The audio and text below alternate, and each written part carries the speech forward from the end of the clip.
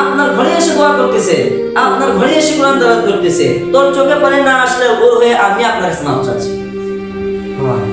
চিন্তা করে বলছেন, যদি আপনি ভালো কাজ করেন আল্লাহ তাহলে ফেরেশতারাও আপনার জন্য আল্লাহর কাছে দোয়া করবে, বলে আল্লাহ এই জায়গাটা তো আপনার ঘর, হ্যাঁ জায়গা তো আল্লাহ আপনার ঘর, এই ঘরটা আপনার ঘর, সেখানে এসে এসে দোয়া করতেছে, এটা তো আপনার কাছে মাফ চাওয়ার জন্য আছে, তাকে তো আপনি বাজারে গিয়ে মাফ করবেন না, করবেন এখানে। তো আল্লাহ এই যে কোরআন তেলাওয়াত করতেছে, তাসবিহ করতেছে, কান্না করতেছে না, আমি রুহে কান্না করতেছে, আল্লাহ তাকে মাফ করবেন।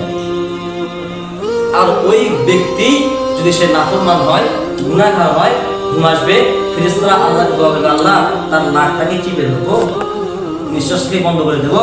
তখন আল্লাহ বলে যে না, আমি ওকে একটা নির্ধারিত সময় দিয়েছি, যখন নির্ধারিত সময়টা শেষ হয়ে যাবে তখন তুমি চাইলেও বন্ধ হবে, আমি আল্লাহ হুকুম বা আমার মাত্র কি একদল ফেরেশতাকে বন্ধ করে দেবে, তোমাকে সে ডিউটি করা লাগবে।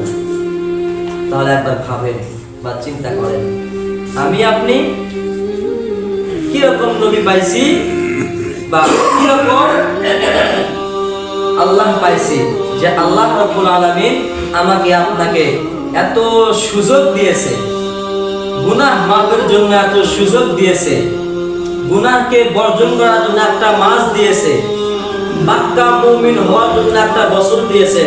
কেননা ঈমানের ভিত্তি 5টি, ঠিক না? ঈমানের ভিত্তি কয়টা? 5টা। তার মধ্যে প্রথম তো কালেমা, নামাজ, যাকাত, হজ আর কি রোজা।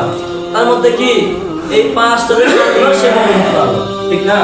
তো আমাদের তো আলহামদুলিল্লাহ কালেমা তো প্রতিদিনে আছে, নামাজ তো প্রতিদিনে আছে, যাকাত তো বছরে একদিন, হ্যাঁ, আর রমজান কি বছরেও 1 মাস।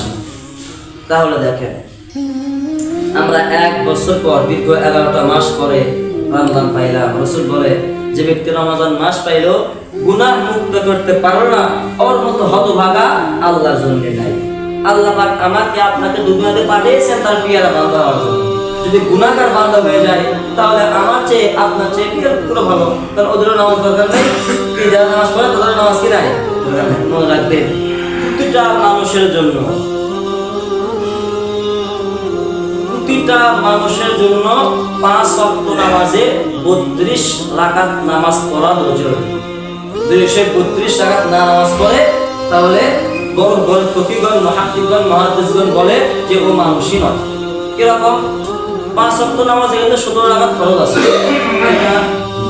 5 ওয়াক্ত নামাজে 17 রাকাত ফরজ আছে, আর 12 রাকাত 5 ওয়াক্ত নামাজে 12 রাকাত সুন্নাত আছে, সুন্নাতে মুআক্কাদা না করলে গুনাহ হবে, সুন্নাতে মুআক্কাদা। তাহলে 12 17 29 হলো, আর বেটার নামাজ ওয়াজিব 3 32 হলো, এই 32 রাকাত